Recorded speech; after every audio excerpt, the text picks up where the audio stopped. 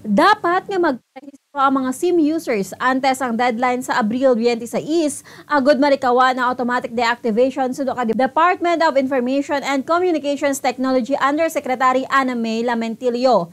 Sa 161 million active SIM sa pungsod, kapin 34.4 million na ang nakaparehistro as of February 19. Hindi naman magnubo sa 80% sa mga nakaparehistro ang nagaedad sang 40 pasaka. So kay Lamentillo, kung hindi sa Abril 26, hindi na magamit ang SIM card sa Abril 27. So, diri mandatory ang SIM registration, wala sang exempted kag automatic ang deactivation. Apang ginpasalig naman sa opisyal nga ang telcos, DICT, kag iban pa nga mga concerned agencies ang nagapreparar para sa influx sa registration samtang nagahilapit ang deadline.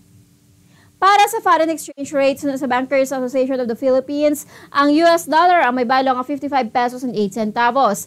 Samtang sunod naman sa Bangko Sentral ng Pilipinas, ang Singaporean dollar ang may baylo nga 41 pesos and 30 centavos. Ang Hong Kong dollar ang may baylo nga 7 pesos and 4 centavos. Ang euro ang may baylo nga 58 pesos and 95 centavos kag ang Saudi Arabian rial ang may baylo nga 14 pesos and 70 centavos. Samtang ang average presyo sang produktong petrolyo gikan sa Caltex, Shell kag Petron stations, ang unleaded ang nagabalor sang 65 pesos and 95 centavos tubtob 65 pesos and 96 centavos. Ang premium ang nagabalor sang 65 pesos and 65 centavos tubtob 66 pesos and 85 centavos kag ang diesel ang nagabalor sang 60 pesos and 95 centavos.